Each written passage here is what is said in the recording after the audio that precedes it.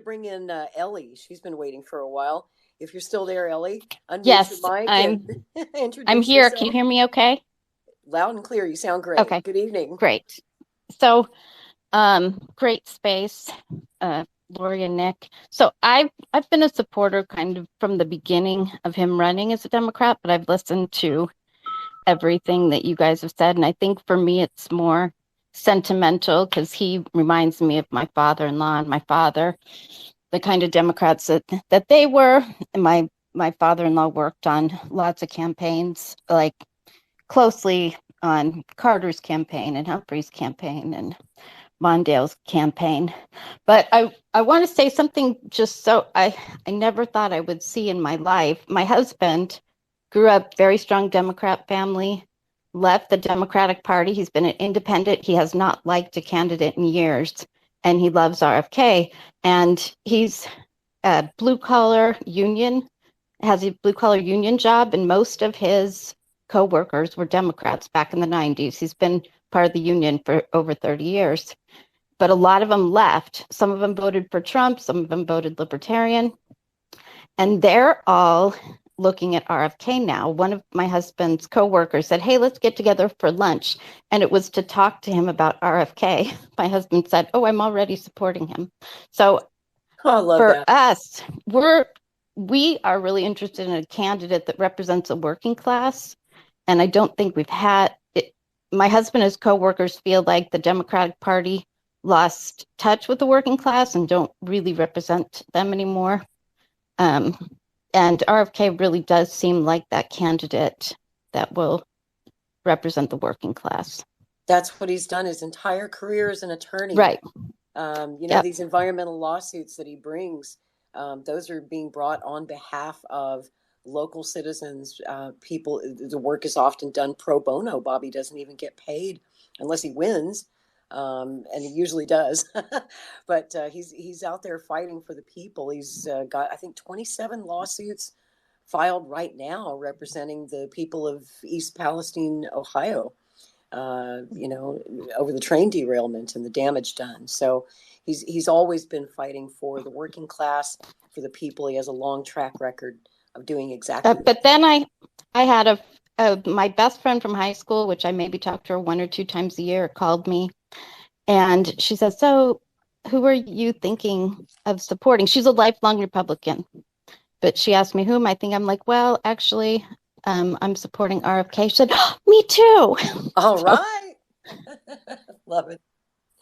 so the thing that I've seen that's been so amazing is to see people that I know on the left and the right supporting the same candidate. I never thought I would see that. So, Never um, thought I'd see the day, Ellie. Never thought I'd see the day. And we live in such partisan times too. That's what makes it so mind-boggling to see this convergence happening. But I look at it as a good thing. I know the mainstream oh, it's media tries to amazing. tell us it's bad and that it's bad that conservatives support Robert Kennedy, and I'm like, it's a beautiful thing. Why is that bad? It's a Yeah, good thing. we're so tired of the just how polarizing everything has become. So his heal the divide message really resonates with us. Absolutely, absolutely. Ellie, Well, I thank you. wanted That's to. all I had. Thank you for a wonderful space. Well, I had Oh, a I want. question for you since you're a longtime Democrat. Do you want Yeah. to see him stay in the Democratic Party, Ellie? Or Well, I actually am an independent right now, but I liked the idea of him running as a Democrat. In my mind, I could see a path forward. I don't think Biden's going to make it, but uh, listening to all of you tonight, I think there's good arguments for him to run as an independent.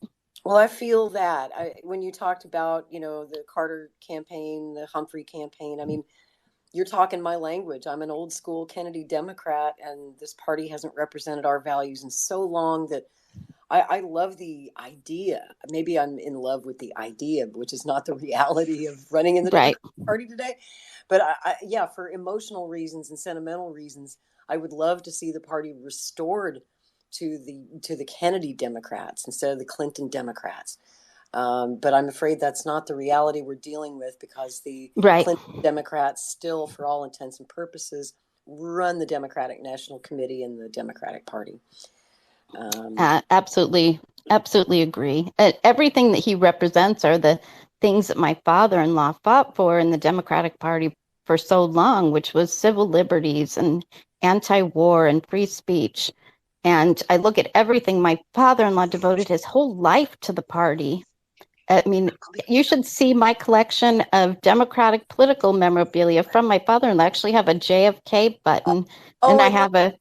I have a button that just says Kennedy. I don't know which Kennedy it was for. Send me a picture. If we can follow I each will other, you dig it can out and I'll DM me. send you. I'll send you It's some of my green and kind of collection too. off-white. So, I And might Ellie, just I have just that wanted to button. say it's great to meet you because I see you around Twitter and always love your comments. well, I appreciate all the work that you do. Big fan.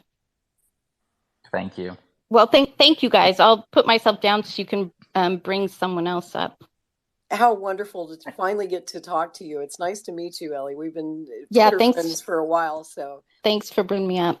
yeah, we'll have to share some pictures of our political memorabilia collections. I've got I some have goodies. a huge collection. I actually have a huge collection of both Democrat and Republican, and I even picked up some weird ones. So I have one that is Gore Obama from before the primaries. I have some Oh, crazy bits. wow. I've got something you'll love, and because you're a collector, I'll send you one. Um, I published a story today, and I'm telling my story publicly for the very first time, about how 16 years ago, I was lobbying Kennedy to run for president. This was, before Obama really, he had already entered the race, but he wasn't really getting much traction early on. This was the summer of 2007. And we had a petition drive. We had incredible support. We printed up 5,000 bumper stickers that said Robert F. Kennedy Jr. for president 2008 for all the right reasons. That was our slogan, right? We wanted him to run for all the right reasons, which is still true today. So we printed up these bumper stickers. And if you go to my blog, I put a link here at the top of the space if you're curious to hear the story of Okay. how I tried to talk him into this run 16 years ago. But the bumper stickers are really cool. And the first 5,000, everybody loved them. And a lot of people were on board with him running even back then. So the 5,000 bumper stickers were gone in like a month. So then we printed 10,000. And those were gone very quickly too. So we printed, I think, 25,000 bumper stickers before we gave up the race because Bobby just wasn't ready to run yet. Back then, he made a pledge to his family, to himself, that he would not run for any office until his children were grown. He still had young children at home in 2008, so it wasn't the right time. And we said, we'll be with you whenever you're ready. If you want to run in 2012, 2016, 2020, whenever you get around to it, we'll be here.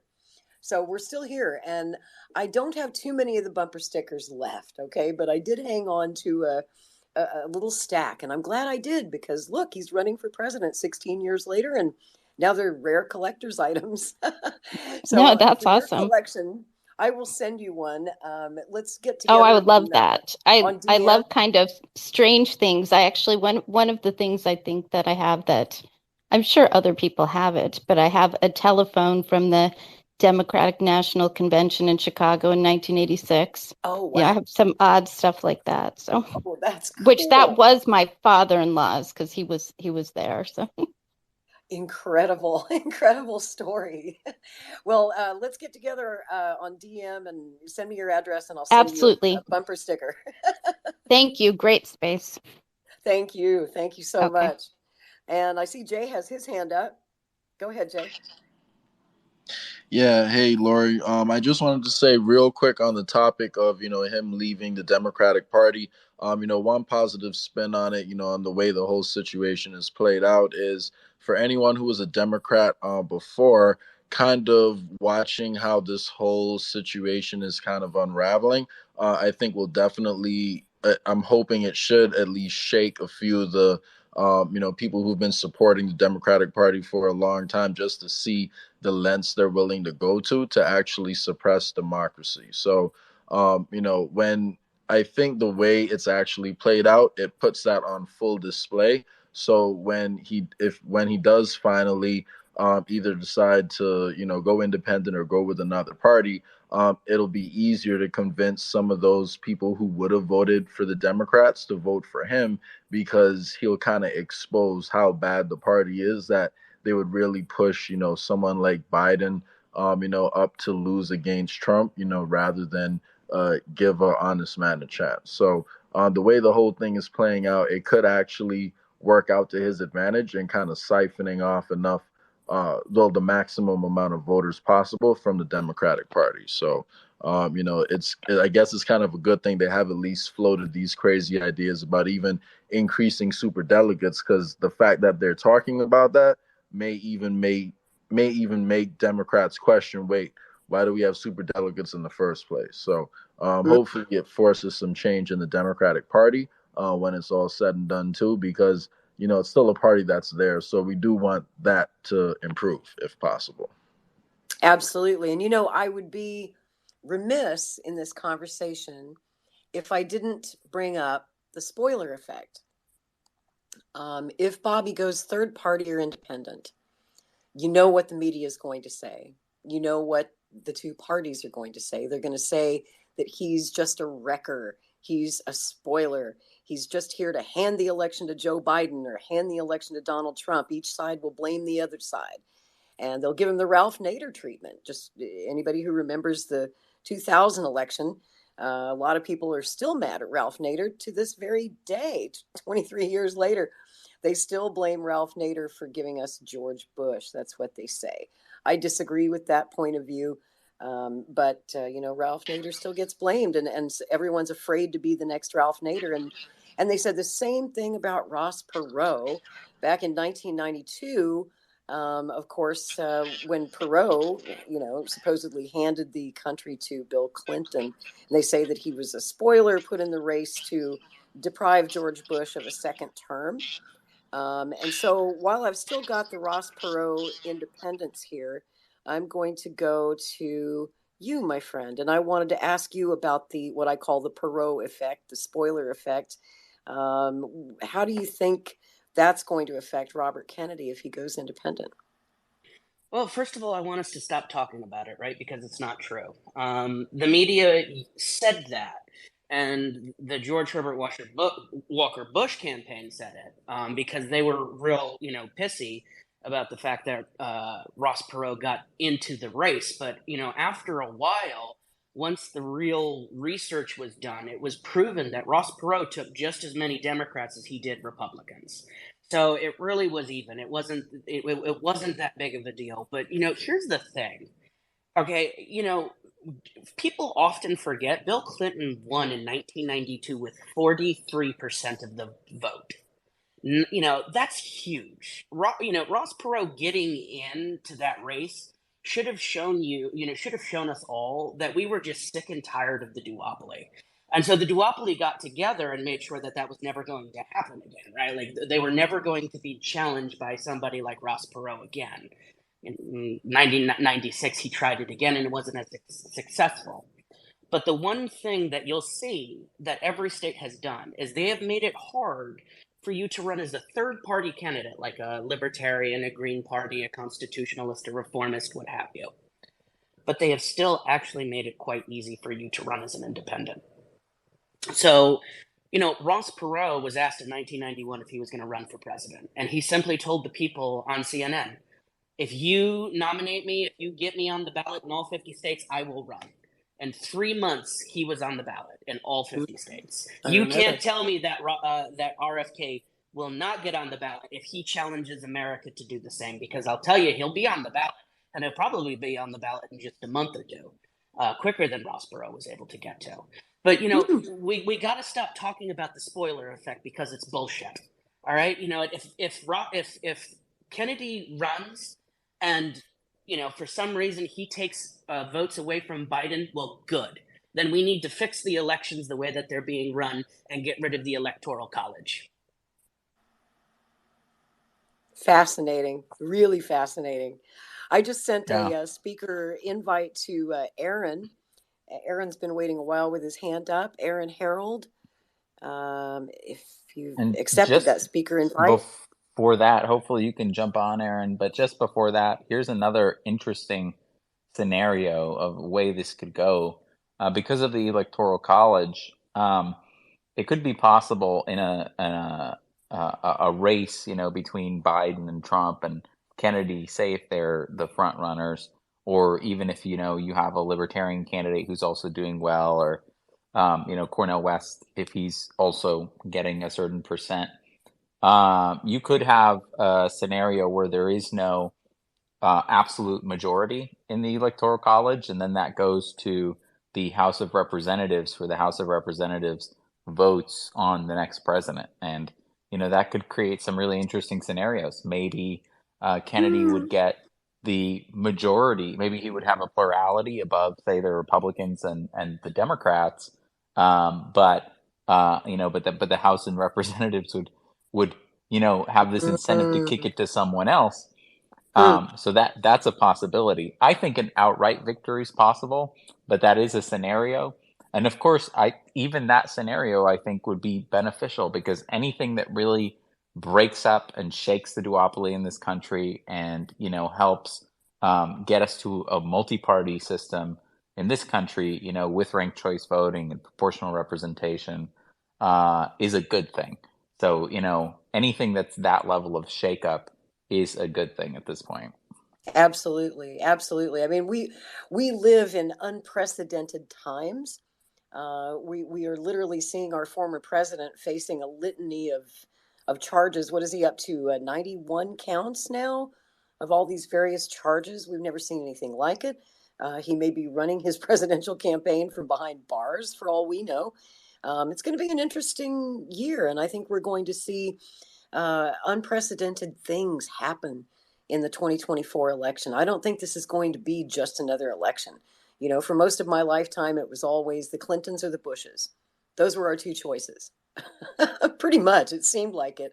Seemed like we were just handing the mantle of power back and forth between these two political families who were both corrupt, and these two political parties that were corrupt and filled with neocons on both sides. But at least now I do see some exciting possibilities for other options, other choices. And I think that the will of the people is with us. In fact, I think the majority out there, I mean, we know that more than half the country doesn't vote at all. I think the number's around 55% of Americans don't vote at all because they've lost all faith in the 100 system, million in people. the two parties. Yeah. Right. I hope Right. that Kennedy's the guy who will get them off the couch and back in the game and get them registered and get them to the polls to vote. If you give them, if you build it, they will come. I've always believed that. As a third party voter, almost 30 years now, I truly believe if you build it, they will come. If you give them a great candidate, you give them a great platform, something that reaches across all political lines, that's a winning message. That's a united front. And that's what could win this election by a landslide, I believe. Maybe I'm dreaming, but I believe it. So I'm going to go to Aaron. Aaron's got his hand up and he's been waiting for a while. Aaron Harold, good evening and welcome to the space. And please introduce yourself and tell us what's on your mind tonight. You'll have to hit the mic button. Oh, can you hear me now? Can you hear me now? Okay, Very sorry. good. Yes, sir. Go ahead. Hey, I just want to thank you guys first of all for letting me up speak. I want to, I never thought I would get an opportunity to talk to Nick. And I just want to personally thank Nick and Jimmy Dore too, because when the lockdown was happening, you guys were a big inspiration for what I've been trying to do now. And Jimmy can get some things wrong, but he nails a lot of stuff on the head too. And when he does, it's just amazing. And Nick, when I saw what you did with the People's Party, I was so excited with Cornel West and everything. And today I'm excited too, because you have a great young man named Holden in here who is going to be a great asset for you guys. And he's very smart. And I'm very happy to see you guys hook up together. And one thing I do want to say, though, is we're all focusing on 2024. I am looking forward to 2028 because I thought it was important that Cornel West get a stage at least to get on the podium because, it would give us a difference between voting for the lesser of two evils. So I think all of us can agree probably Cornel West is a good person, right? And we can probably all agree that Trump and Biden are probably not that great people. So, and so my question to Nick is, so you're not, in 2024 you had the Cornell West thing happen, and now that's not happening no more. Are you looking forward to 2028, and what are you going to do to get on a more national stage in 2028? Oh, I mean, that's going to depend so much on what happens in 2024. And so we're very much looking at 2024. And what Christina Tobin was talking about with a series of independent, free, and equal debates, that's, I think, a part of it to give independent candidates a platform. Cornell West should absolutely be a part of that. Everyone deserves to be a part of that.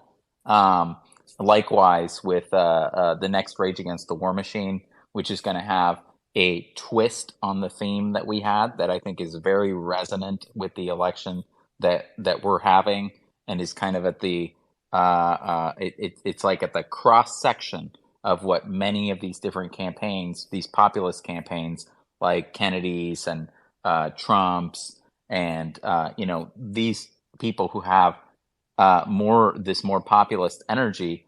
It's we're going to have a theme that's very much at the intersection of that. So that's what we're really focused on here, is how can we bring down this duopoly that is destroying this country and this empire and this war machine, and we have to be creative.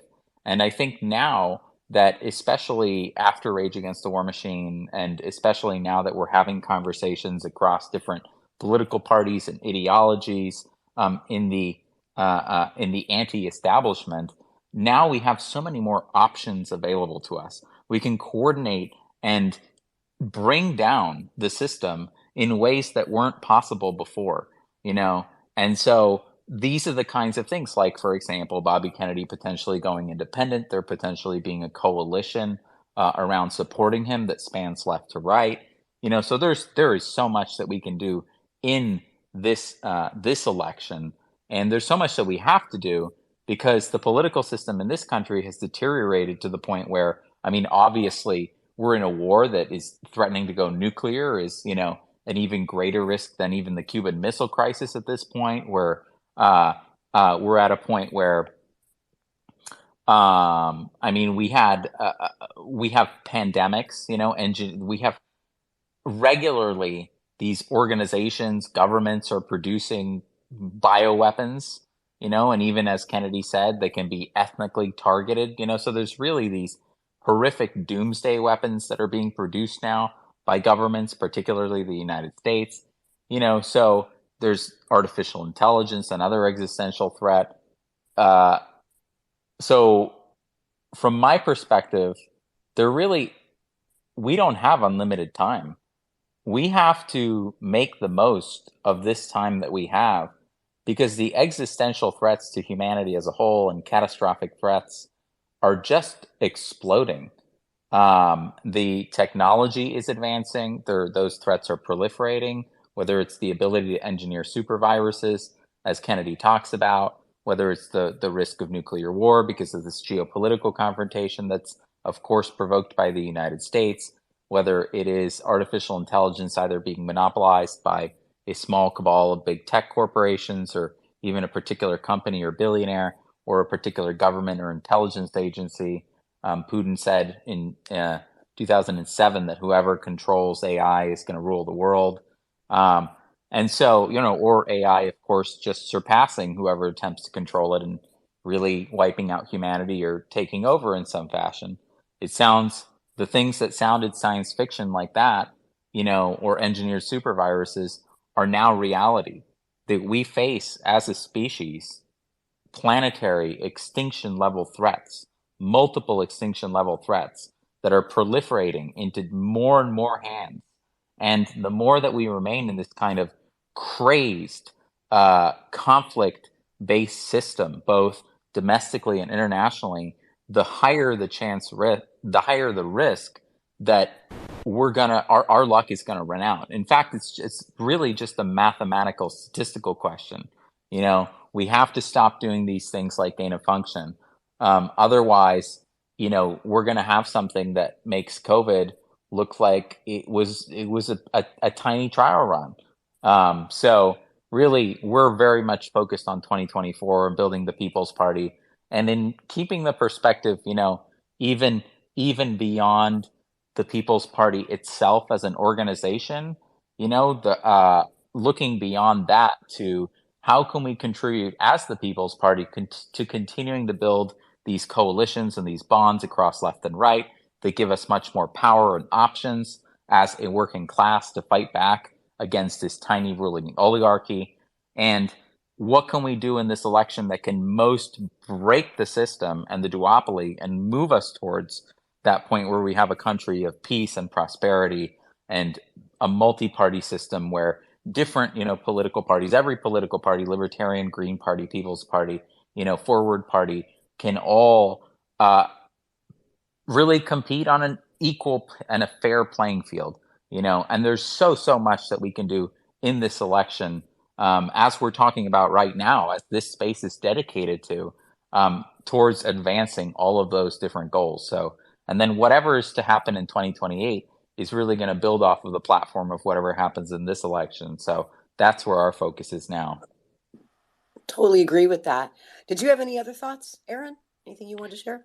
No, I did want to say I'm glad to see, Nick, you're in the spaces and stuff, because I think this is a great way to sniff out a lot of bad actors and bad apples. These conversations we have on here are awesome. I do some called Poor People's Politics. You're welcome on anytime. Holden and a couple of people, the speakers up here have been in some. And my thing is, I always want, like, we all have the same goal in the end. We want a little power coming from the top back down to the bottom. And everybody has a different way to get there, but I like to think we can all work together and maybe get some third party and independent voices in the race too, Absolutely. I like that. And thank you for joining the space and sharing your thoughts.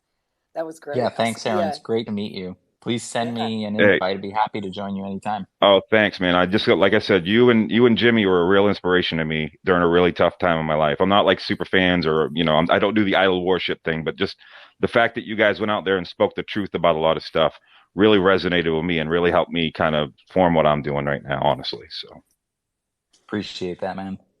Right on. And I hope you'll join us in spaces here too anytime, Aaron. It'd be a pleasure to have you. And I'm going to go back to Mike Kelly. He's had his hand up for a while till it hurts. Go ahead, Mike.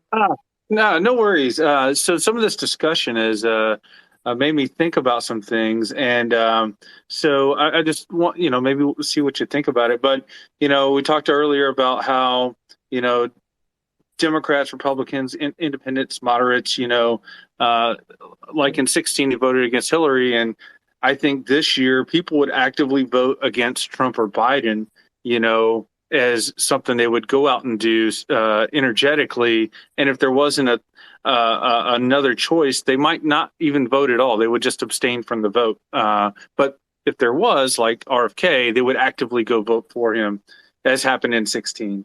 I think, if he did go independent and he was endorsed by, say, like several third parties, Libertarian, Green, Reform, No Labels, People's Party, Forward, stuff like that, I think that would help in that synergy of the middle in a sense. And then running independent, because RFK's roots are as a Democrat, and I think a lot of his original, roots like that, being that they would alienate those Democrats less in a way, because I think as soon as he says he's an independent, it's less of a blow than saying I'm now a libertarian or Green Party or People's Party, any, whatever. But I think that alienates less in a sense. It's just what I think, but I'd love to hear your take. I'd like to go to Sherelle and get her take. She's had her hand up for a while too. Want to jump back in, Sherelle? Yeah.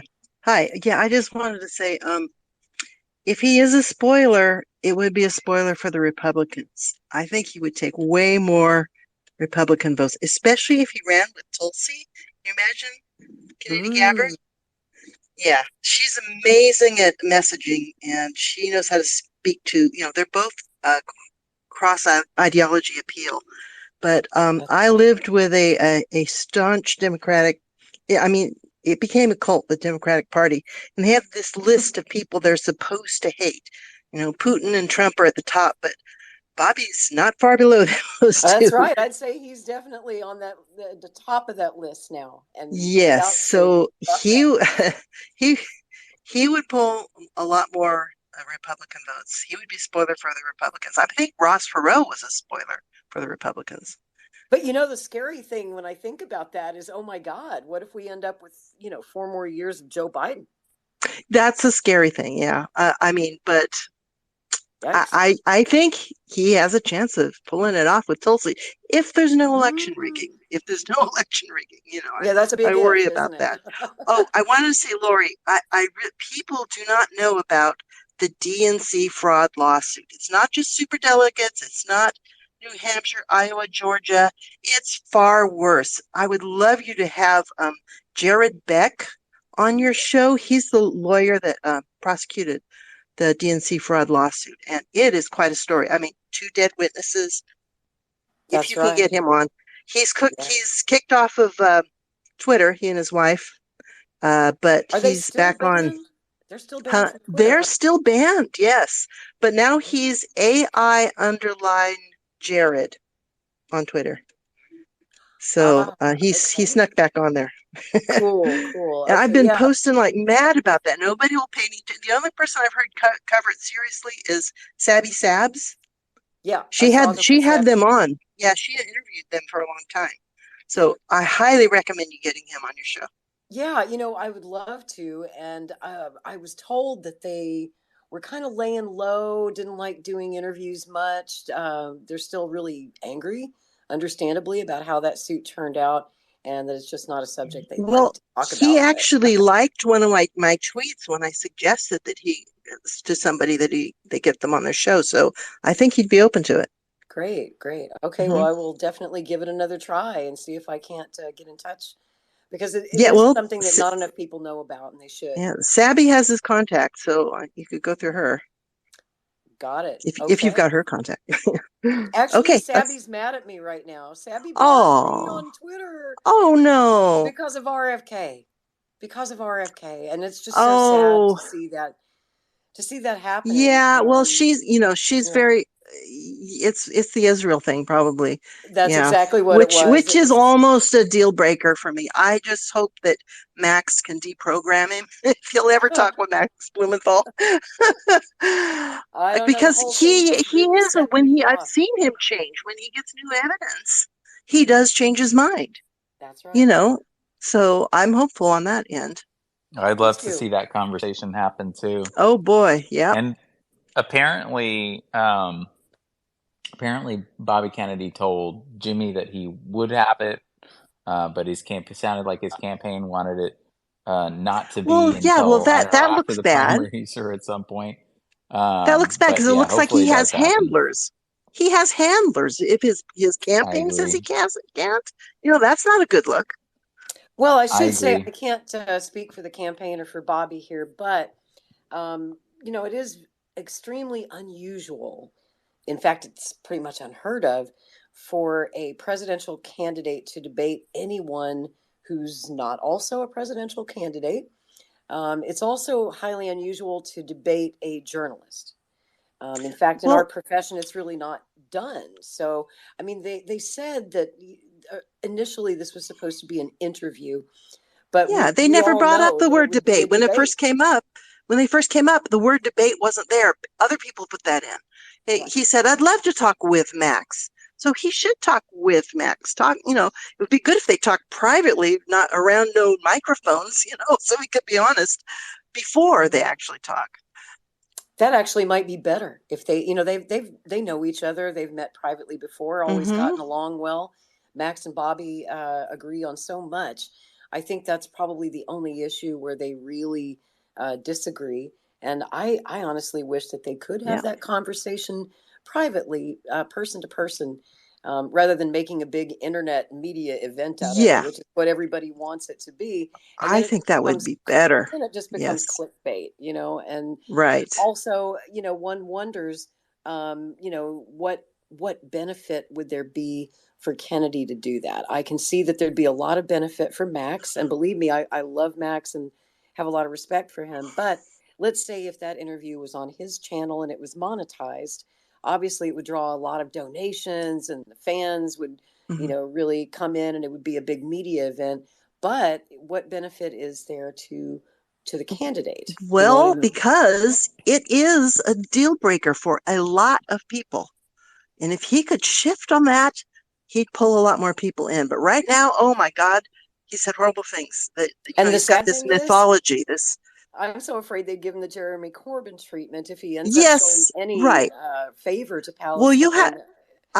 Yeah, but see, I've been repeating over and over, accusing someone of anti-Semitism who is not anti-Semitic is just as bad as being anti-Semitic. You have to Right. just repeat that over and over again. I think they're also already giving him the Jeremy Corbyn treatment. Well, yeah, They are. You They're know, calling him an anti-Semite. which is I know it's ridiculous. pretty insane. It's ridiculous I to mean, call which him an smear are we anti-Semite. doing today, guys? Are we an anti-Semite or are we a I Nazi know or it's I so mean, crazy, yeah, but or are we a in that Zionist? example, It's such I despicable tactics. It's just so ugly that people would and use I that. think there is something to be learned from that example too, because Jeremy Corbyn's approach to that smear was essentially to kind of, he kind of gave into it. He had these Which was the wrong allies. thing to do. Wrong thing to do. Well, He should have that was said, the "I'm not lesson. anti-Semitic." Yeah. That was So the And they lesson we anyway, did learned. that. They did that to my Yeah, friend George Galloway also. right. that's right. And And Chris also a Williamson. few other people. Roger Waters. Oh my God, Bobby needs to Yes, apologize to Roger. And yes. what was that other British politician that I can't Was it remember his Chris name now. Williamson? Andrew Bridgen. They did the same thing to him. They keep using this horrible tactic on people, and Right. it's just so ugly and wrong. It needs to be just exposed. So, it's as bad as being anti-Semitic, accusing someone of it. Right. So just repeat that like a mantra over and over. Well, I'm sure that conversation with Max will happen eventually, whether it'll be public or private, who I hope knows? so. It'll probably be however Kennedy wants to do it, because he will decide for himself what and when and how would be the best way to go about that. But I'm sure those two will speak again, and I hope when they do, it doesn't turn into an insult fest or a debate. If they can discuss it rationally and peaceably, and I Yeah, think it would actually be a great conversation. I just don't want to see it me turn too. into a shit show, and I don't mean that Yeah, in a way that that I'm saying that Kennedy would lose or Max would lose. I would rather it be a real interview, even if it's yes. adversarial, than a debate, because then Yeah, it that's why when becomes the word debate came up, I thought, no, that's not good. right. The Yeah, I'm all the for the idea reason of an actual interview. that I think this issue is important to follow up on is not, from my perspective, that what's being done to the Palestinian people is horrific and that it's an apartheid state, but that the consistency in the application of anti-imperialist principles that extends from Palestine over to all the other wars that this country wages.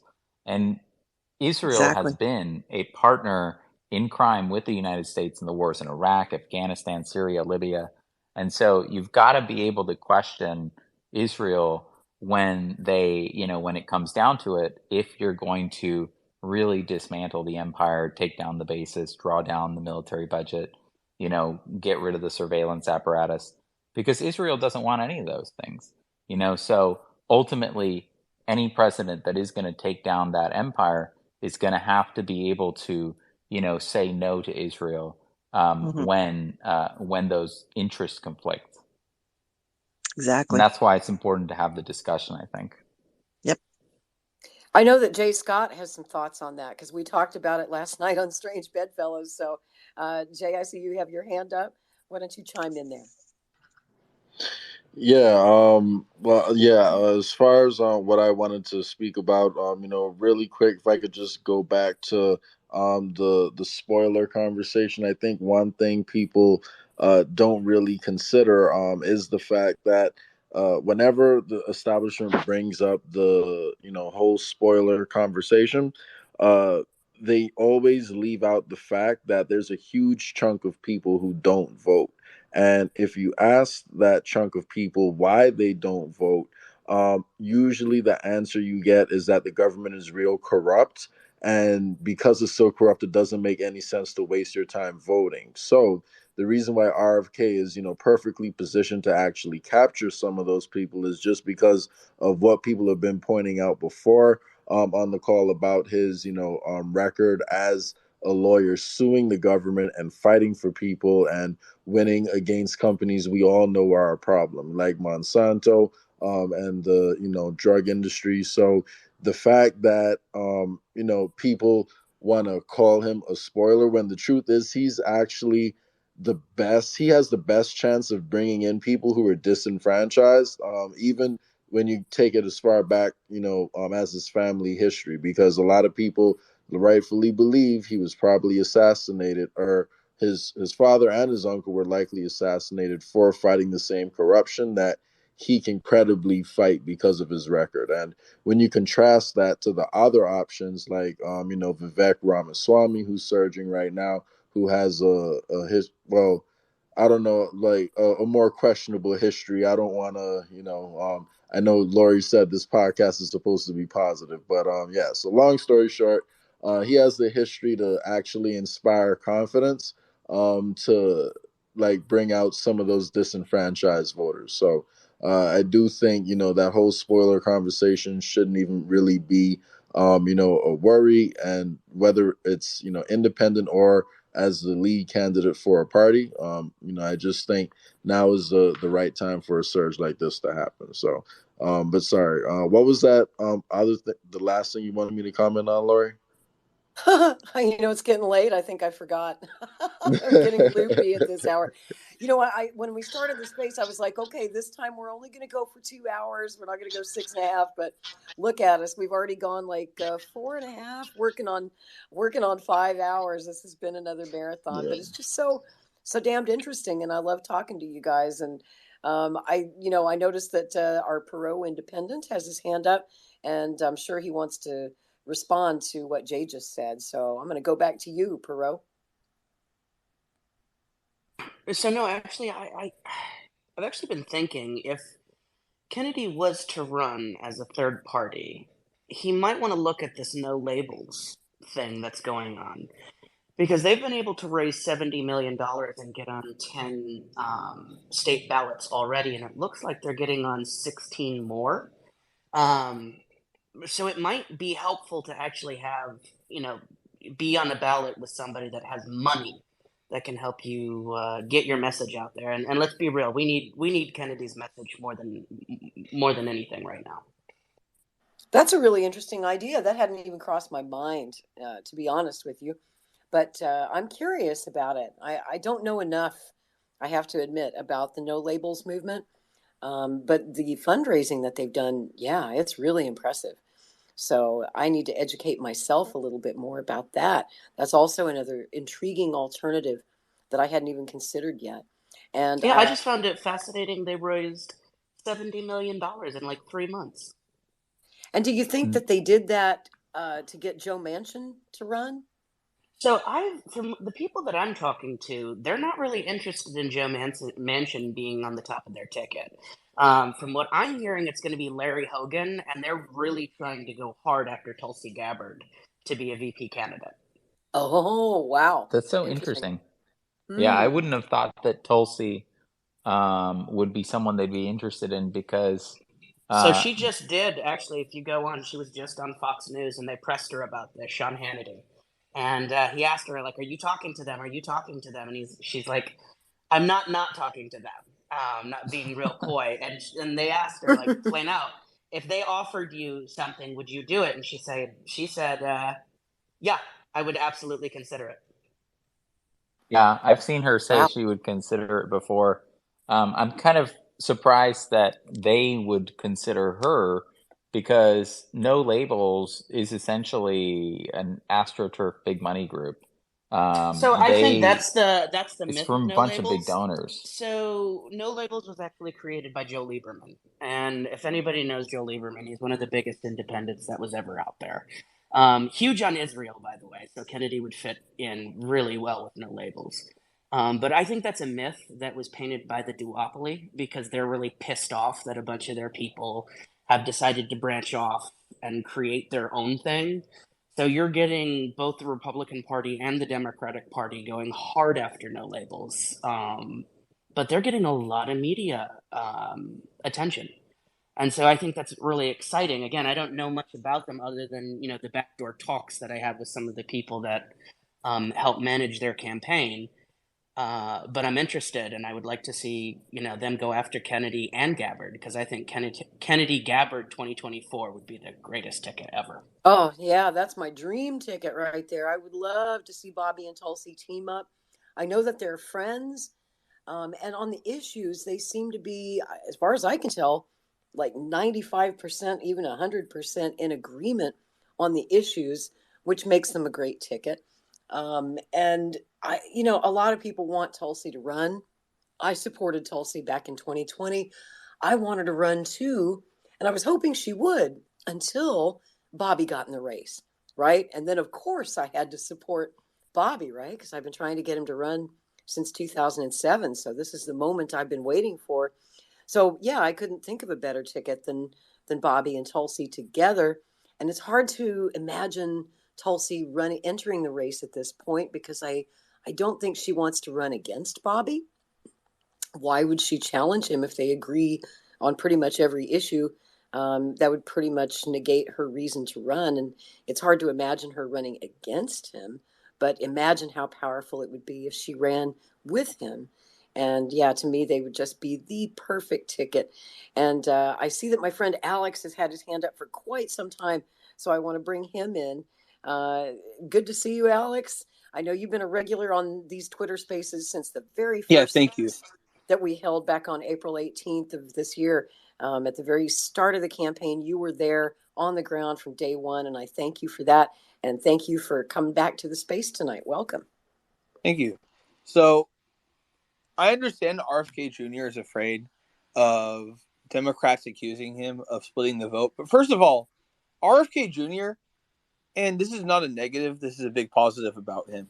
But RFK Jr. needs to realize that, like, most of the people who are going to vote for him in the Democratic primaries are probably people who are never, in 95% of cases, are never going to vote Democrat again afterwards. And two, there are more people I know who are not going to vote RFK Jr.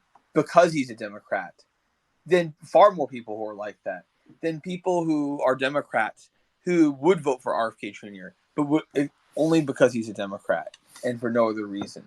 Like, the diehard Democrats they're going to choose Biden or Kamala or whoever the nominee is, and they're not going to support anyone else.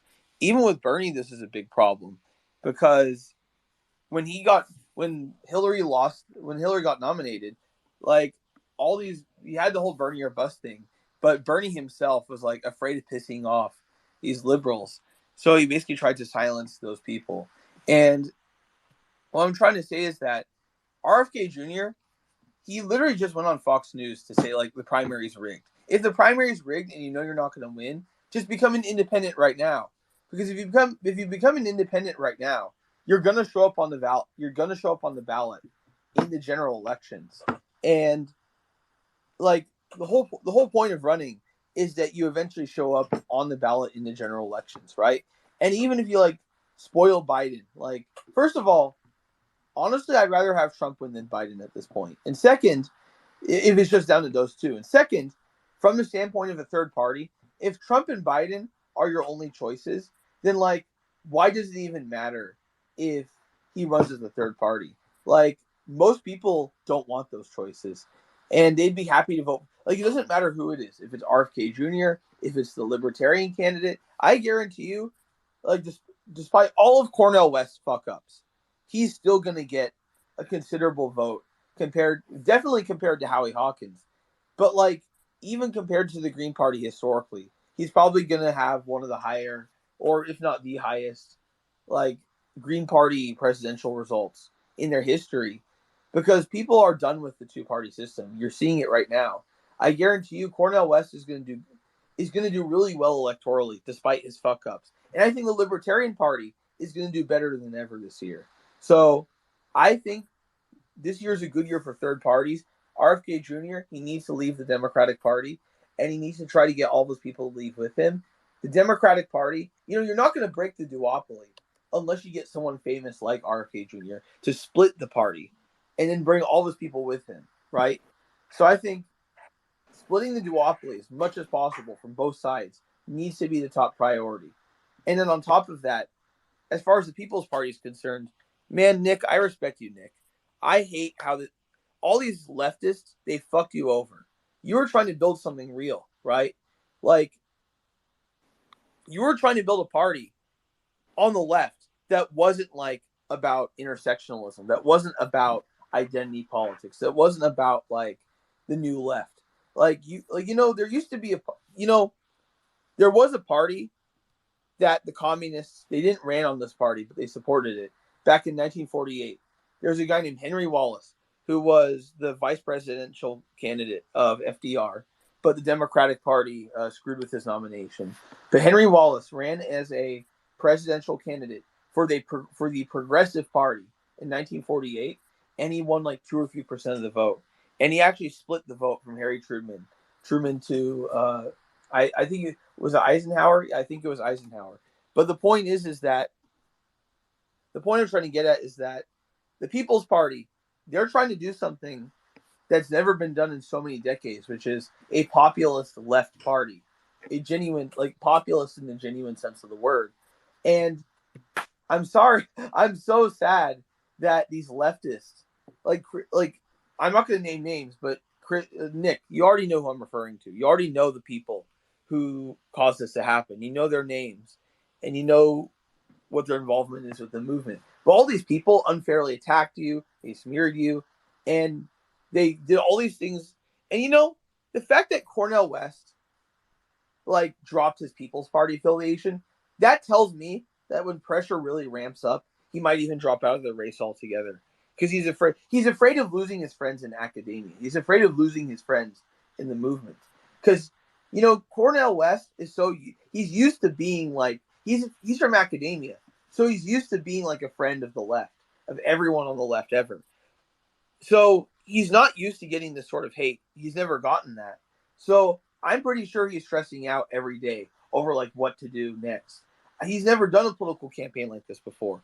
So on one hand, I can't blame him, but on the other hand, I'm really upset with the direction that the Green Party is taking this. And I think they're intentionally sabotaging it, to be quite frank. But yeah, I'll let you speak. Well, I appreciate that. I don't think that can you hear me? Yes. Yeah, you're good. Go ahead, Nick. Okay, great.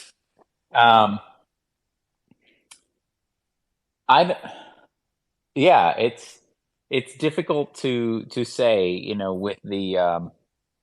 with the Green Party. I know that Jimmy thinks they're controlled opposition, or whether they're just really, really incapable. They're kind of from a different time. They're from the 80s and the 90s, and they don't have, the kind of populist viewpoint that we do. And, they don't have those commitments to working along class lines, which we think is the most important thing. Because it's just, it's not left versus right. It's top versus down. And, to what you're saying about, these other podcasters or whatnot that attack us, it's so shallow and transparently political when they do that. It's so clear, they try to take up one excuse or the other, but it's so clear that they just don't like our politics. They don't like the fact that we work across ideological lines. They don't like the fact that we, organize Rage Against the War Machine. The kind of more identity politics left, the thing that they were most upset about with Rage Against the War Machine was the fact that it worked, because there was another rally hosted by kind of, the more traditional anti-war movement. Yeah, I'm glad PSL they did something. Right. And they weren't doing anything up until the point that we organized Rage Against the War Machine. So I'm glad we spurred them into doing something. But still, we brought together a lot more people on the steps of the Lincoln Memorial, who marched to the White House with Rage Against the War Machine. And, I think it's the fact that we showed that our theory of change, that when you really bring people together, as opposed to, all of the different kind of, purity tests and the canceling, if you bring people together around one issue doesn't mean you have to agree on everything else to get things done, then that can really be successful. So I'm a big believer that, like Caleb said, if you heard him a little while ago, that really you can judge people by what they're doing, and I will stand by our record at the People's Party any day, as Caleb said, so I'm very proud, and it's of course everybody who works with us at the People's Party, we're not nearly as big as the Libertarian Party, and I see Dave here on the LNC. He's a great guy. But I like to think that we get a lot done. I like to think that we get a lot done, and that, that organizing is ultimately what's going to change things. I So, agree. Yeah. And it's funny because, one thing I want to bring up to you when you mentioned the Rage Against the War Machine, you mentioned that, that PSL like counter event that happened a month after the March 18th event. 1 second.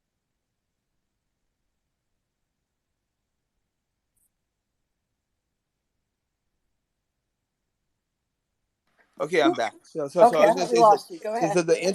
So the Answer Coalition event that happened on March 18th, a few things. First of all, listen to the speeches of the February 19th event. Then listen to the speeches of the March 18th event. The February 19th event, first of all, the actual names of the speakers were people that people knew, like Ron Paul, like Dennis Kucinich, right? And meanwhile, the PSL event, first of all, a lot more organizations sponsored that one than but obviously the Rage Against the War Machine had a paid, you actually had to pay to be an endorser. So obviously that contributed. And also half the left boycotted it was the other thing.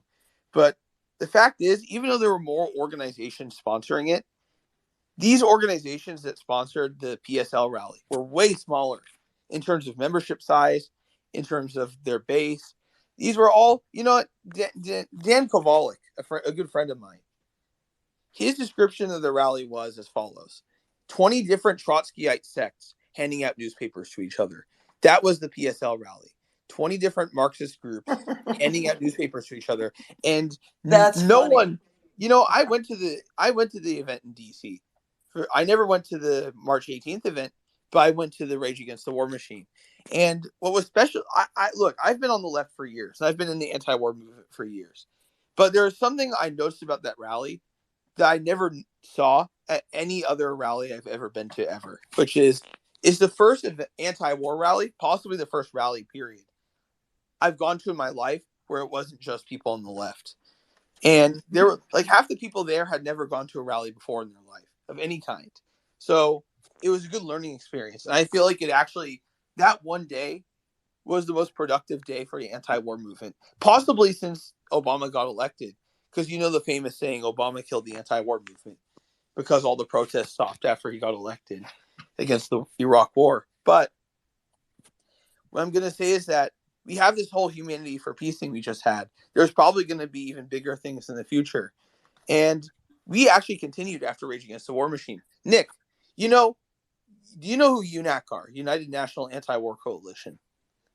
Remember them? Yep. This is before, they were a thing before Rage Against the War Machine. Did you know that they never did a single event of any kind after March 18th? They do a webinar here or there, a fucking webinar. They've never done a single national day of action since March 18th. And they used to do all sorts of national days of action every month or so. And ever since Rage Against the War Machine, that demoralized so many of them. I remember going into the Facebook group of the UNAC, and I'm not even kidding. One of the posts there was literally saying, don't waste your time with the anti-war movement. Go find a different hobby like bowling or whatever. And in the post, it literally said, the Rage Against the War Machine people got the actual, base of people. So at this point, if you reject working with them, you may as well just find a different hobby. And that was in their group, official Facebook. And so, I'm so sorry, Alex. I have to ahead. interrupt you. I'm sorry, Alex. I have to interrupt you because we have some breaking news coming in. Go ahead. Right now. I will try to get back to you if I can, but this is pretty big news. While we were talking here tonight, I just posted this to the Nest up here at the top, and this was just brought to my attention. Compton J says, I am officially out of supporting Cornel West.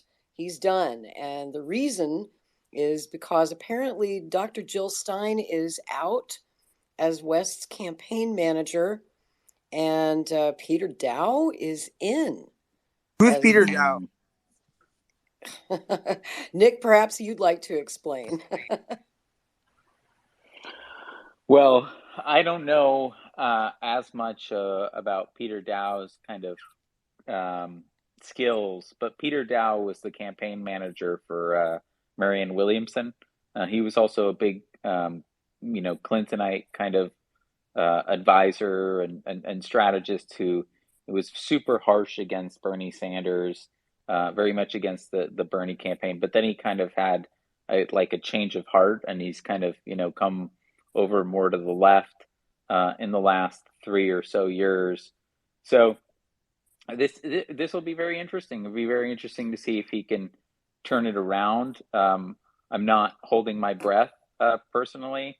I think Jill Stein is a good speaker, but she was not up to that job of managing that campaign. That was just patently clear to me.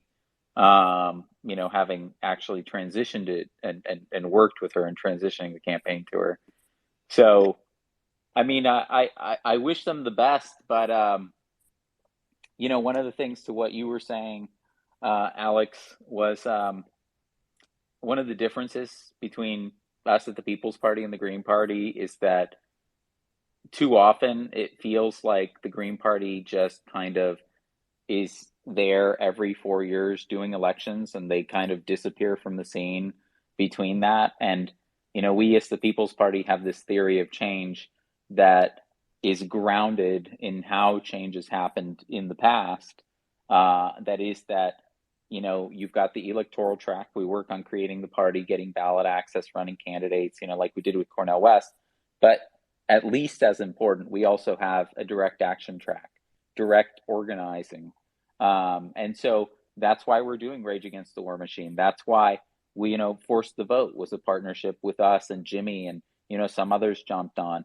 And it was so interesting because, like you were describing, like the traditional anti-war movement, these kind of, groups that had protested the Iraq War or even the Vietnam War, like Caleb said, that were still around, that weren't really organizing against the Ukraine war, that didn't so much participate in Rage Against the War Machine. It was the exact same dynamic when we did Force the Vote for Medicare for All. It was all this kind of, traditional single payer groups that have existed, like the nonprofit organizations. They didn't support that either. And that was the biggest opportunity that we had to advance Medicare for All. So that was really interesting to see that kind of dynamic playing out of, those traditional actors and nonprofits not jumping into either one.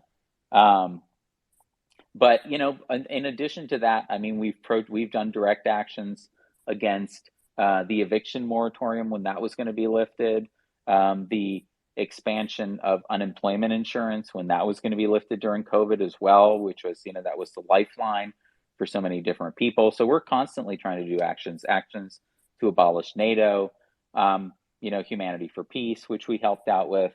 We really believe that goes hand in hand with building a political party. And that's, I think, another one of the differences between us and the Green Party. This is interesting news. Yeah. I think, it's funny. First of all, there have been like at least 3 or 4 left-wing parties in American history that have ran for president called the People's Party. Like there was one back in 1971, and even there was one back in like 1890s that was like a progressive populist party. That was big back then. They came close to replacing the Democrat Party, actually. The one in the 1890s was also a populist party, primarily sought monetary reform. And, William Jennings Bryan, unfortunately, their candidate, rejoined the Democratic Party, and that's what ultimately destroyed it. But they were close to doing what the Republican Party did to the Whigs and replacing a major party. And honestly, if, I hope we don't make that same mistake that the original People's Party did in that regard. But no, the other thing I wanted to bring up while I'm here is that there's an event happening in October 27th, October 28th in Italy. Now that we're on the topic of anti-war stuff, it's called the International Peace Conference. The website is internationalpeaceconference.org. And it is an event being held by various populist and anti-war and left-wing parties and organizations across Europe, the United States, Middle East, etc. There will be people coming from who are MEPs of different parties in Europe, and it's about the Russia-Ukraine stuff, obviously. And I wanted to bring this to your attention, Nick, because I think we want you to participate. Look, you know who the PCUSA are, right? That's the group I'm a part of. Mm-hmm. So you know who Halali is, right? Yep. Yeah, me and him are going to that event in Rome. But I think I'm bringing this up because, one, if there are any European listeners, you should probably look at attending this. And two, for the anyone here who's part of any American organization, you should look into sponsoring this. And there'll be an incredible long list of speakers. Like I said, there will be even be an MEP from Die Linke there. And you know Die Linke is about to have a split, right? Over the Ukraine issue. Yeah, I hope that Sarah Wagenknecht starts a new party already. I was hoping I she hope would she do it does. after the after the massive 50,000 rally she hosted. Yeah. Didn't they have like your sister during the Rage anniversary of the Ukraine war? Didn't they have like a sister Rage Against the War Machine or Humanity? They did. It was the biggest in the world. They had the biggest anti-war protests in the world. Yeah, 50,000 people at Brandenburger Tor in Berlin. It's crazy that they can have a sister rally that's like at least 10 plus times the size of the original. Yeah. And we didn't collaborate that closely across it, but what was really interesting and telling was that she approached the organizing in the same way that we did, as opposed to the way the traditional anti-war movement over there was. And that was, she approached it as, let's bring together left and right, let's work across the political spectrum. No to NATO with George Galloway did the same thing in the UK, and all of those events were more successful than the groups that said, we want to be siloed, especially kind of, the more woke left groups in the United States and in Germany and in the UK that were saying, no, we only want to organize with the people that we've always organized with. We don't want to let anybody else in, So I think it really boosts that theory of change across the board. Yeah. That's By the way, awesome. I Sorry, want to guys. hand it back to Lori Just, though, because I know there's a bunch of people. Yeah, but check your DMs, Nick. Cool. I'm so sorry, guys. I'm going to bring this space to a close. Going to start winding it down. We've just hit the 5-hour mark, and Nick Braun has been a real champ to stick with us through the whole 5 hours. And I want to give Holden the last word because I see he's got his hand up real quick, and then I'll give some closing remarks and we'll call it a night. So Holden, go ahead real quick. Thanks so much, Lori. Thank you to you and Nick for hosting. This has been a fantastic space. I'll make it quick just on that last point. So much respect for you guys putting together that Rage Against the War Machine rally. It's more, that kind of thing is more successful than what alternative parties has been doing for decades. Just focusing on that electoral win campaigns and stuff, trying to win elections, but that energy, I have so much respect for that, and I really hope to be a part of it next year. So I'll just close out with that. Thank you all for hosting the space. This has been fantastic, and yeah, I'm looking forward to next year, and I hope Kennedy will ultimately go the independent or People's Party route. Whatever works best for that. I hope that he can kind of spearhead this populist movement that's coming up, because this populist energy is what will heal the divide, right? Like that's what will get so many of these non-voters out to vote, and then the spoiler effect doesn't apply anymore if you're getting these 100 million non-voters out who would never show up to vote unless there's a candidate who's just out there calling out the corruption and saying, this is why your life hasn't changed from Obama to Trump to Biden. Under all these, different presidents, nothing changes.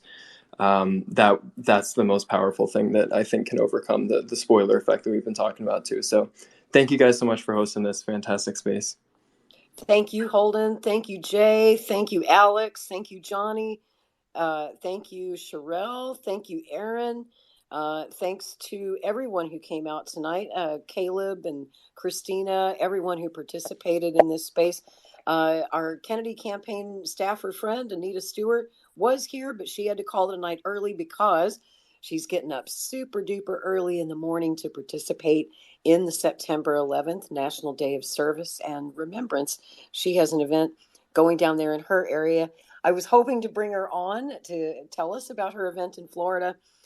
She's in the Tampa area, but I'm afraid she just couldn't hang in there that late and had to go to bed. And Nick, I wanted to thank you so much for co-hosting this space with me tonight. It's always a pleasure talking to you. It's a pleasure working with you. And I hope that, Bobby Kennedy will find the time to listen to this space when he's got, 5 hours to spare. I don't know if he's ever got 5 hours to spare. He's so busy these days. But, if he listens to some of it, I hope we will forward the poll to him. I wanted to remind everybody to please vote in the poll that I have pinned to the top of this space, asking which party should Robert Kennedy run in. And your choices are Democrat, Republican, Independent, no party affiliation or third party. And that poll is going to be open for a few more days.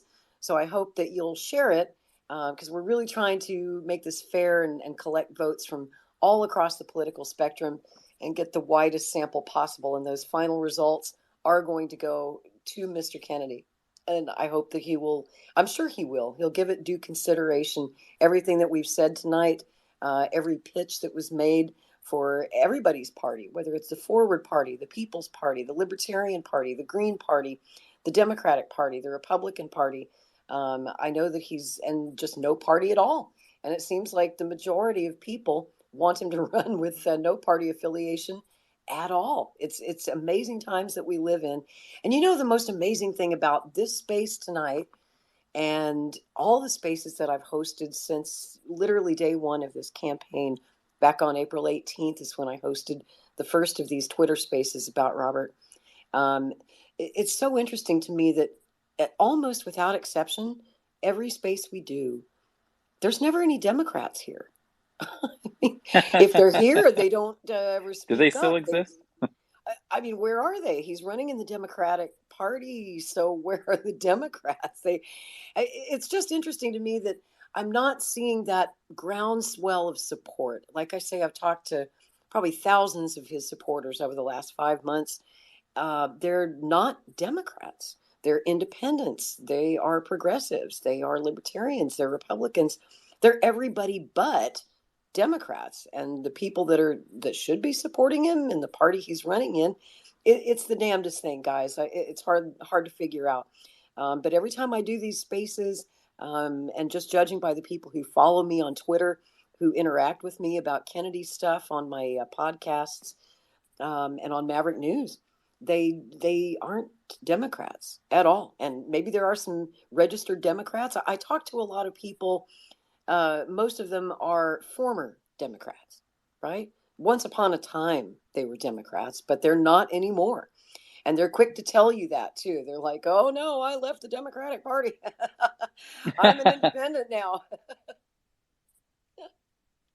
So one thing I wanted to say, I wanted to remind everybody, since this was such a long space, we went more than 5 hours tonight. If you want to go back and check out what you missed, this space was recorded, and you can go back to the very beginning and you can listen right here on Twitter Spaces. You can share this space. I hope that you will share it with anyone you know who's interested in Bobby Kennedy's campaign. And I will, in the next few days, I will take that recording and I'll kind of turn it into a nice podcast. This will be episode 9 of the Kennedy Americans podcast, and maybe episode 10, because it was such a long space. I'll probably break it up into 2 separate episodes to make it a little bit easier for people to listen to. It's maybe make that in more digestible, shorter bits, but we'll get it all out there.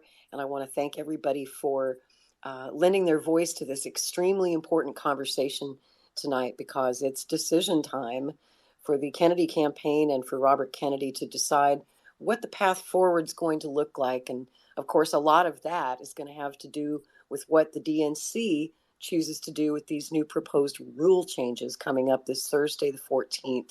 So we're all going to be keeping an eye on that. And you can bet that I'll be keeping you updated. So please do follow me on Twitter. I'll keep you posted on what happens on Maverick News. And you can bet we will be talking about it. So many exciting things going on. And to close out the night, since it's now after midnight on the East Coast and in New York City and in Washington, D.C., where Nick is, it is now September the 11th. And for those of us who are old enough to remember, it's certainly a day that we can never, ever forget. Bobby Kennedy's a New Yorker. He was living in New York when that happened. He lived in White Plains or Bedford, right outside New York City. And I know that event affected him profoundly.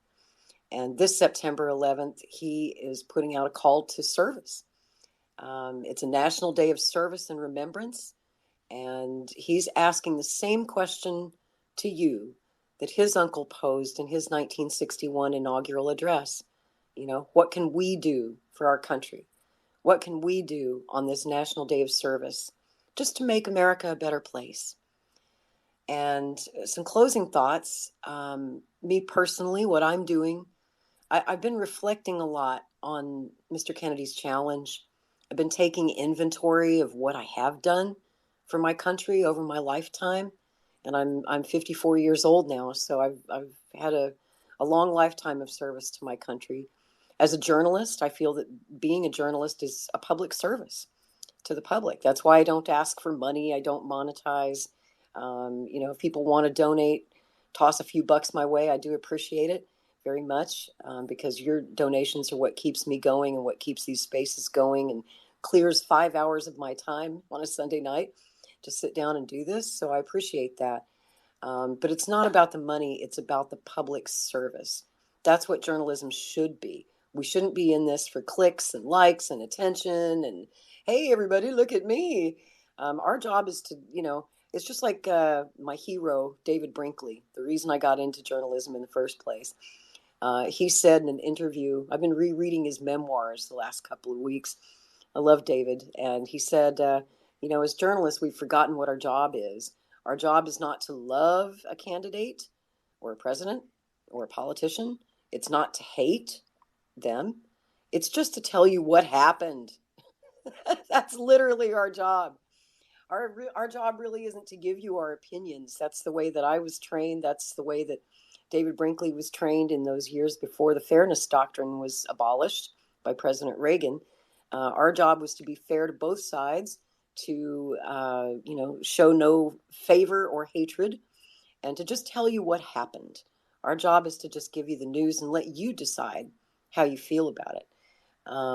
So all these years that I've been a journalist, I've also been very politically active. I've worked on a lot of campaigns, and I've been trying to convince Bobby to run for many, many years. And this is what I've done. Maybe the greatest thing I've ever done for my country in my whole life was trying to convince him to run for the White House 16 years ago.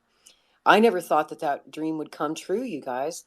When he told me back in 2007 that he couldn't run until his kids were grown, that he wanted to be there as a father for them, and I understood. I kind of felt like he probably wouldn't try again, And then came the terrible tragedy of his wife's suicide in 2012. And I thought, well, that's probably it. He's probably done. And I really never expected him to do what he's doing right now. It's ironic. So when he announced his campaign this year, nobody was happier than me, and more surprised. I was very, very surprised. I didn't get a heads up that this was coming. I'm just so glad that he did. It makes me feel like all the efforts, and believe me, I worked hard 16 years ago. Just today, Bobby asked people to post what they've done for their country or what they want to do for their country tomorrow on his website. And I posted this on Kennedy24.com. I put a link to it here at the top if you want to go read it. But I wanted to tell you guys my story before we go. Back in the summer of 2007, 16 years ago last month, I started a Draft Kennedy campaign along with a few other like-minded friends to try and convince him to run. We felt that after nearly 8 years of the Bush administration and the two wars that we were fighting in Afghanistan and in Iraq, we believed even then that Kennedy was the remedy that America needed. And so we had this little group and we started having weekly meetings and we set up a website to draft Kennedy. We had an online petition drive to sort of gauge support out there to see if there was a groundswell of support. Well, that petition eventually collected more than 200,000 signatures. We also printed up 10,000 bumper stickers. The first batch disappeared in a couple of months. We printed 10,000 more, and those were given away to supporters faster than we could even print the third batch. That groundswell of support was there for him even 16 years ago. And so then we felt, okay, well, let's go to Bobby and let him know what we have in mind. And at the time, I was the only professional journalist in the group. I've been doing journalism for 35 years, and they said, well, you're our spokesperson, so you do the talking. You write the letter. So I sat down and I wrote the first of what would be many letters to Mr. Kennedy, trying to convince him to enter the presidential race. And this led to an ongoing correspondence between us over the next several months. And there was this old school traditional method to our communications back and forth. Back then, Bobby was not very tech savvy at all. He didn't use a computer. He didn't do email. He didn't have a smartphone. He had a dumb phone, like a Nokia phone. Everything was typed or handwritten letters to each other, postcards. Imagine, putting a pencil to a piece of paper and putting a stamp on it and putting it in the mail. People don't do that anymore. Phone calls, mostly phone calls. Some very primitive text messages, the old phones where you had to press the key 3 times to type the letter A. That's how long ago this was. And face-to-face meetings, which looking back on all this now, it all had a really charming kind of personal touch that modern day internet politicking lacks. Now, of course, our efforts at the time to draft him did not succeed. It wasn't the right time for Bobby. He had more important priorities in his life, which was raising his family. But I think a seed was planted, and that seed is only now, 16 years later, bearing fruit. I always knew he had the right stuff to be a great candidate and to be an even better president. And that's why I'm working so hard for him now as a volunteer recruiter on the Kennedy 24 campaign. I truly believe, guys, that together we will make this dream come true. Believe me, we will. Dreams do come true, but we can't do it without your help. So for the very first time, if anybody's interested to read it, I went ahead and dug the old letter out of the file cabinet that I wrote to him 16 years ago. Back then it was personal and confidential.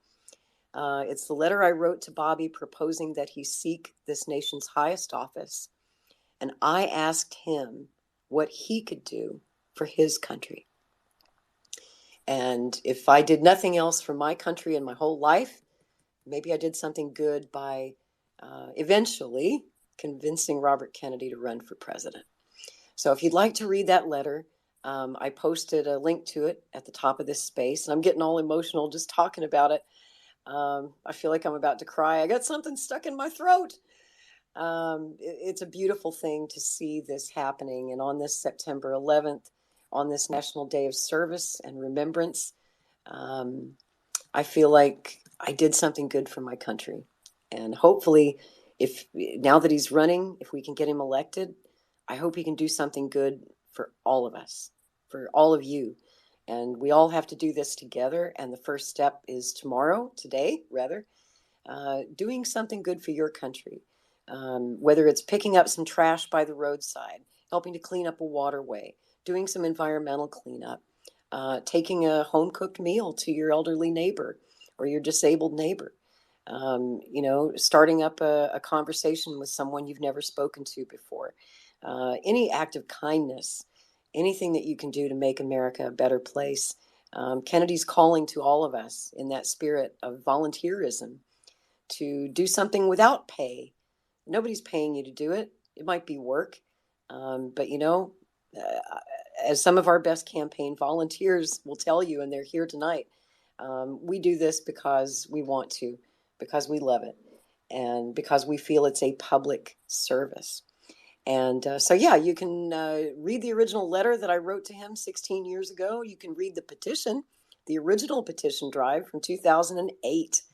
2007, actually, is when we started the petition to bring Robert Kennedy into the race. And it gives me goosebumps now just looking at it. I hadn't looked at it in several years. And I pulled it out of the file cabinet last night and posted it as part of this September 11th National Day of Service. So I hope that you all will get involved today and do something for your country. And you did something just by joining this Twitter space tonight and taking part in the conversation and listening. And there's so much that we can all do. Everybody can do something more than just voting. I mean, obviously, we want you to vote for Kennedy, no matter which party he runs in. I will support him no matter which party he's in. And I want to thank everybody for listening tonight. I really appreciate you guys. Please do subscribe to our Rumble channel at rumble.com/Kennedy Americans. And we will have every episode of the Kennedy Americans podcast archived there for you. Past and future episodes are there. I think Twitter deletes spaces. They keep the recording here on Twitter for like 60 days, and then they delete it just to free up space on the server. So a lot of the old Twitter spaces we've done are gone now, but they're all archived over on that Rumble channel. And this one will be too. All of them will be. Also, be sure to catch Kennedy this week along the campaign trail tomorrow, or today. I keep saying tomorrow. It depends on where you are, which time zone you're in.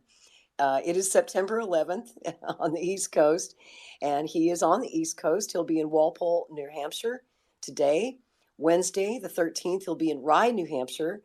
And then this Friday, the 15th, he will be in Los Angeles at the Wilshire Theater, celebrating Hispanic Heritage Month. You can learn more about that and all of his upcoming events at kennedy24.com/events. And you can donate to the campaign. You can buy some cool campaign merch. As I often say, there's no better way to campaign face-to-face in the real world than wearing a Kennedy 24 t-shirt or putting a flag or a sign in your yard or slapping a bumper sticker on your car. That is a conversation starter. Total strangers will walk up to you on the street and go, "Hey, Kennedy, I kind of like him." I mean, that's how you win hearts and minds, is, as you well know, face-to-face, handshakes, hugs, making new friends, bringing new volunteers into this campaign. And you can join my team of dedicated volunteers. I've got some of the best. If you go to kennedy24.com/Lori Spencer. And guys, do stay tuned this week on Maverick News. We'll keep you posted what happens with the DNC this Thursday, September 14th, which will have everything to do with the future of this campaign and where we go from here. I promise I will keep you posted here on Twitter and on Maverick News. So once again, my thanks to Nick Brana, my co-host tonight, and to all of you who joined us, who spoke. And I do want to say a prayer for everyone who still carries the pain of what happened to us 22 years ago on September 11th, 2001.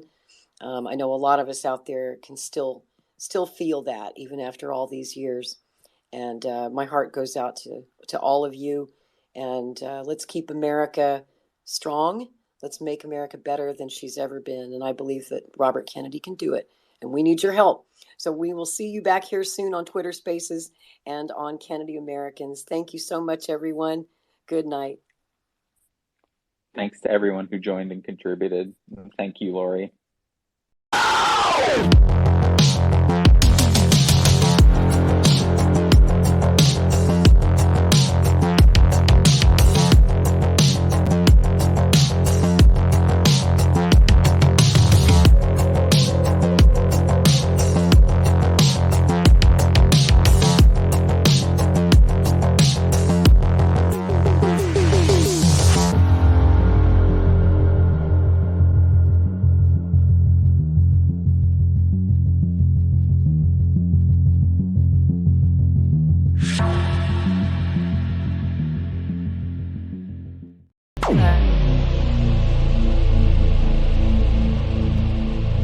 This has been a Maverick Multimedia production.